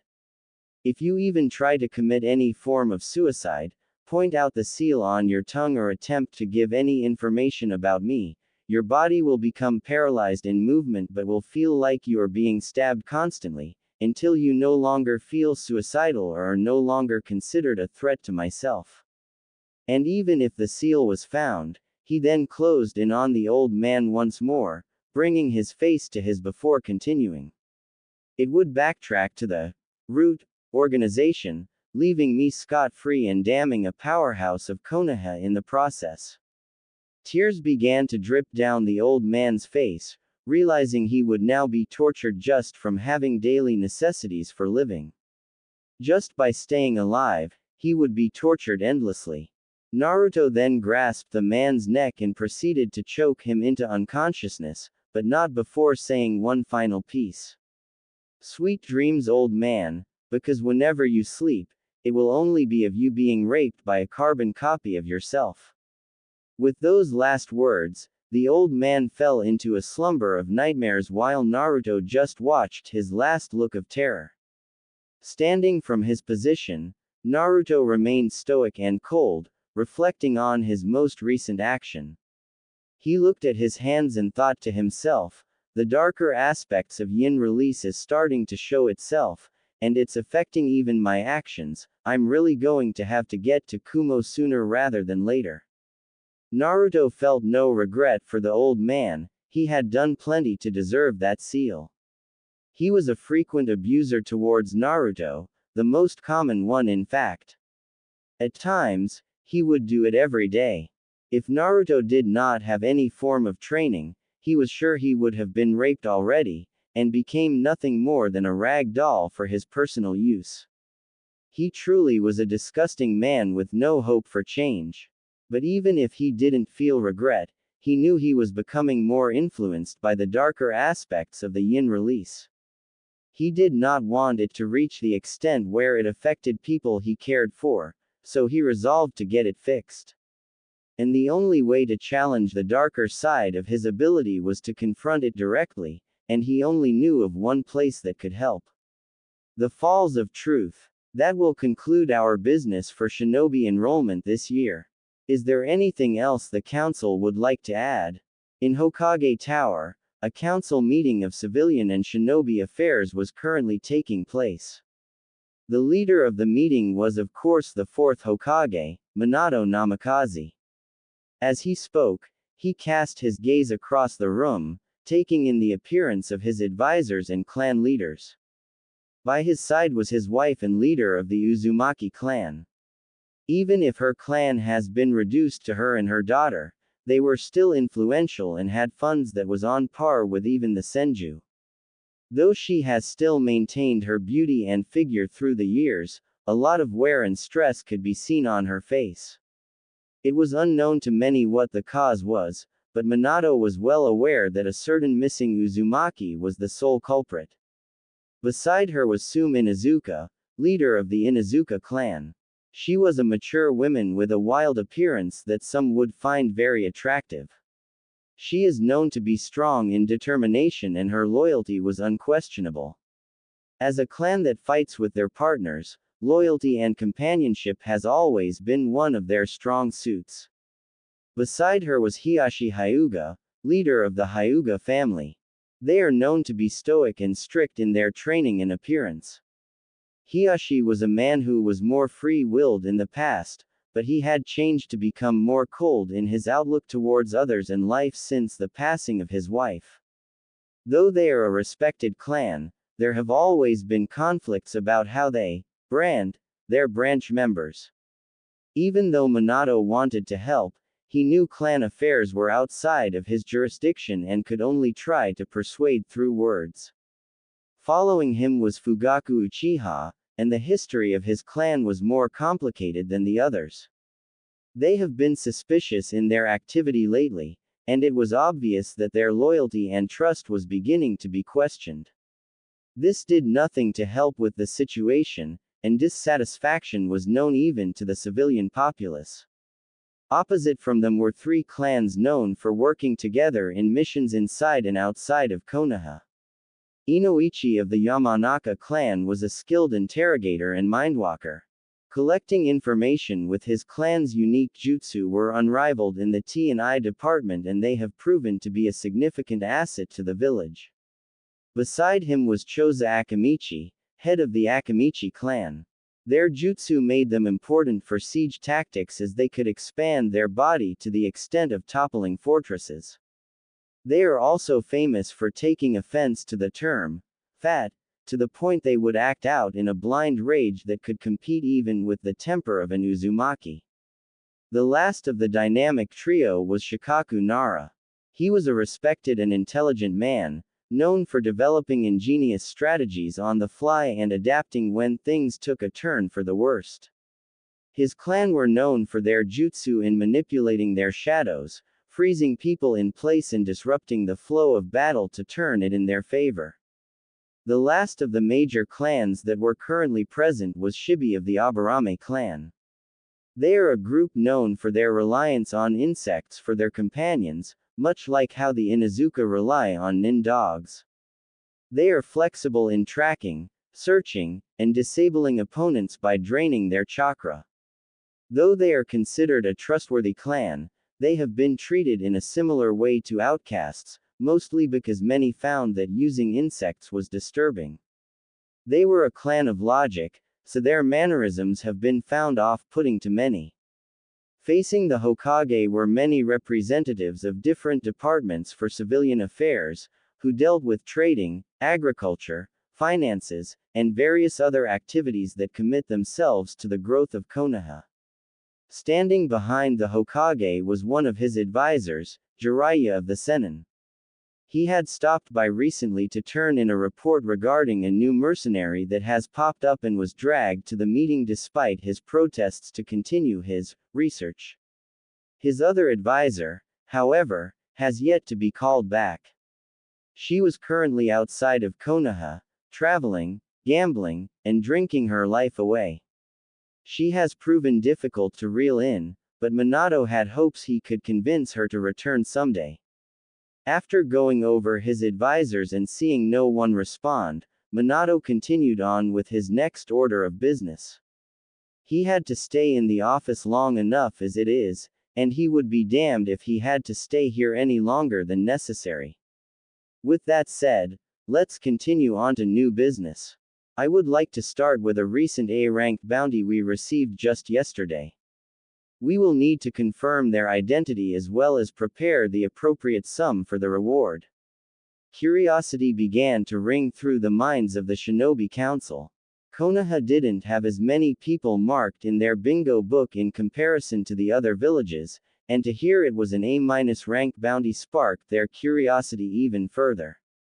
They were not easy targets for good reason, and anyone would want to know who was responsible. The first to speak up was Shikaku Nara, who gazed at the blonde Hokage with a tired, but focused look. Troublesome, who is the shinobi claiming the bounty? At that mention, Minato suddenly gained a serious look that surprised the council, including his wife. Everyone could sense the shift in the atmosphere, but were unsure of what riled the man up. The man called himself Narukami. At the mention of his name, many of the shinobi gained wide eyes, but listened intently for further details. This time, it was Jiraiya's turn to clarify. I have heard of him through my network. He has become a rising bounty hunter with a background no one seems to be aware of. He is known for turning in bounties with a 100% success rate, and all of them have been A-rank ninja. After that was said, quiet murmuring could be heard within the room. That is, until a bandaged figure who had been silent amongst the other council members decided to make themselves present. I have done my own research as well. It can be deduced from his height and voice that he is somewhere between 13 and 15 years of age. He has a deep shade of blue hair, but I don't think that is the most curious thing. He then paused to direct his gaze towards Minato, as if confirming his suspicions. Isn't that right, Lord Hokage? Minato frowned at what Danzo mentioned. He knew this information would be revealed eventually, but he had hoped to tell his wife privately before anything was brought up. It did, after all, concern her clan. The problem was that it wasn't considered a clan affair unless the individuals involved could be identified as being members of the clan, so until some form of evidence was provided, it became a matter of concern for the entire village. He could only shake his head and sigh, regretting the fact he didn't inform Kushina when he had the chance. You are correct, Danzo. He agreed solemnly, but tried to direct the conversation in another direction. However, I am curious as to how you came across such information. Danzo stood as stoic as he had always been, responding calmly and confidently in turn. It is not difficult to do with my resources, Lord Hokage. I have my agents established in different areas across the elemental nations much like Jiraiya, so news about possible threats is something I'm always wary of. Danzo then decided to sit down once again before continuing further. Besides, it is not difficult to figure things out when he is within the village parading the symbol on his mask so openly. This only served to garner more attention from the council. For one redhead, however, she was becoming increasingly annoyed at the way they were beating around the bush. Alright, we get it. He has some big secret. So can you please not keep us in the dark, TT Ebane? Hearing this, a few other council members chuckled at her short fuse, finding it amusing and a good form of relief from the boring meetings they usually have. It also did help that they too were also getting irritated at the roundabout way of speaking. Of course, Kushina was probably the only one that could talk to Minato in such a way. Minato could only sweat drop at the action, and responded with a nervous smile. Sorry about that. Then immediately, the atmosphere became tense once more. On his mask was a blue Uzumaki swirl, the symbol of their clan. He had also entered my office with a young girl by the name of Karen Uzumaki to register for identification papers. At that, surprise once more appeared on the faces of the council, but none more so than Kushina. To hear there were more of her clan members out there made her happy beyond belief, though that only served to make her curious about who she was traveling with.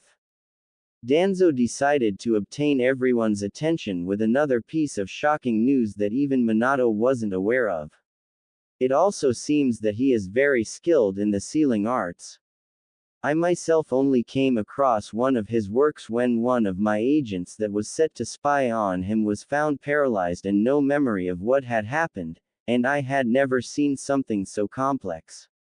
This leads me to believe he has a strong connection to the Uzumaki, as well as access to their lost techniques, even if he wasn't one himself. Discussions reigned the room once more loudly than before. Kushina was stock still in shock at the revelations so far, but excitement and hope could be seen in her eyes. That is, until Danzo continued his speech. I would recommend we bring him into our forces. At that opening comment, many eyes began to narrow, except for Kushina, who was openly glaring at him. The Uzumaki clan is currently established within Konohagakure. The fact that he parades himself as one along with traveling with a member of the clan shows that he has knowledge of their people and their techniques. And last I checked, clan techniques were kept within the clan. He cast a long gaze towards all of the clan leaders, knowing how defensive they were about their clan secrets, jutsus, and laws. He will become a liability if he continues to venture outside of the village. We must. Before he could continue, the hot-blooded habanero slammed her fist to her desk in rage at what she was hearing. Are you suggesting we should force someone into our village simply because they may have a connection with my clan? Kushina made her point very clear. She knew what Danzo wanted was not the people themselves, but selfishly desired their power. On the side, Shibi Aburame decided to consider the situation and voice his own thoughts. I can see Danzo's view from one aspect, however, we would tarnish our image in the process. He is a new, but fairly famous mercenary. If news of his forced enrollment into our military were to escape the walls, Konoha would suffer from more repercussions than benefits. With an exaggerated sigh and soft mutter of, troublesome, Shikaku continued from where Shibi had left off. I agree, Sai. Mercenaries are a cheaper form of protection in comparison to village station shinobi. They are hired often by traders for protection, so because of this, we would be reducing our business and trust with future clients. They would see this as an action against freelancers in order to hog all of the guard and protection missions to ourselves. He briefly glanced at all of the clan and civilian leaders, seeing that a majority of them understood his advice, some more reluctantly than others. Image is important when it comes to clientele and allies, and we would only be painting ourselves in a bad light through forceful actions. Not to mention we have no evidence to support what has been stated so far, nor do we have the right to question him. Many of the people in the council began to consider his words more carefully, and understood that while Danzo makes a point, all of this was speculations and assumptions. There was no evidence to support such claims. Jiraiya decided to add on to the conversation, in hopes of preventing any rash decisions. There is also the fact that while the Uzumaki are indeed a clan, they were a nation first. Konohagakure has no right to claim their people or their techniques since they weren't from here in the first place. Danzo began to frown at his words. He knew he came ill-prepared with information, but he was hoping to persuade them for the good of Konoha. However, it seems that these people weren't capable of doing what needs to be done. Sometimes risks were necessary to bring more power to the village. Minato nodded at his shinobi council's words before continuing himself. I second that. He is a freelancer, and as such, has no obligation to answer us. We will only be damaging ourselves if we push the issue. He will be left alone while we prepare for his bounty. Is that understood? With that last breath of authority and finality, the discussion came to an end, much to the reluctance of several members, but no one dared to refute a decision made by the Hokage. Danzo maintained a calm exterior, but was fuming inwardly at the naivety of their village's current Hokage. It seems I have another mission for Root. Such an enticing treasure trove of techniques is too good to pass up. Unaware of Danzo's musings, Minato turned to look at Kushina, who was giving him a questioning and angry look. He could only sigh helplessly, knowing exactly that he was going to have a long discussion with her later tonight. Streets of Konoha. The streets were bustling with activity, as children could be seen chasing after one another. Shopkeepers were shouting their offers and services to draw interest from the general populace. Civilians and shinobi alike were moving to supply themselves for trades and missions. On the street, a certain red-haired and blue-haired shinobi could also be seen walking amongst the crowd, venturing through the village in their free time. Where were you last night? After reaching the hotel yesterday, Naruto had to spend over an hour to convince Karen to stay behind while he ran errands. Karen wasn't deceived for a moment and knew something has been up with her favorite Uzumaki. She was able to tell through the variation of someone's chakra whether or not they were lying. She would admit she wasn't too advanced with this skill, but being with Naruto for a bit of time gave her some time to understand his chakra more personally than others. It also helped that she basked in it every day. Turning his attention toward her and flashing a mischievous smile, he responded teasingly to her. Don't worry about it so much, Karen. I was just enjoying the night air and gazing at the stars. It just took a while to get back since I came across a black cat and had to take the long way around. Somewhere in the village, a certain scarecrow shinobi could be seen sneezing into his Ika book. Karen could only pout in retaliation, knowing she wouldn't get a straight answer from him, assuming she would be given an answer in the first place. She decided to change the direction of the conversation, seeing as she wouldn't be getting answers anyways. So what are we going to be doing today, Naru? It's boring just walking around. Naruto's playful smile then turned into an endearing one as he reminisced one of his better memories. We'll be stopping by the orphanage. Even though I wasn't a part of it, they treated me well in the past, and now I have some money to return the favor.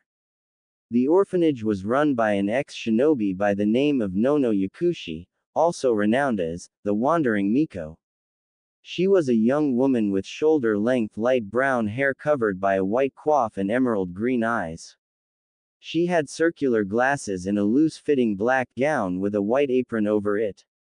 She had this motherly appeal to her and was attractive in her own right. He knew she was also a member of Root in the past, but left the organization in favor of running the orphanage. She was a skilled Junin and a captain of the medic corps, though her real talent lied in intelligence gathering.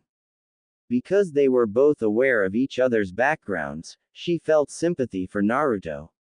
She had seen Naruto in Root before and knew that while he was cold externally because of his training, he still possessed the heart of a child. She felt that he deserved a chance to live out his youth, so she had invited him a number of times to play with children at the orphanage.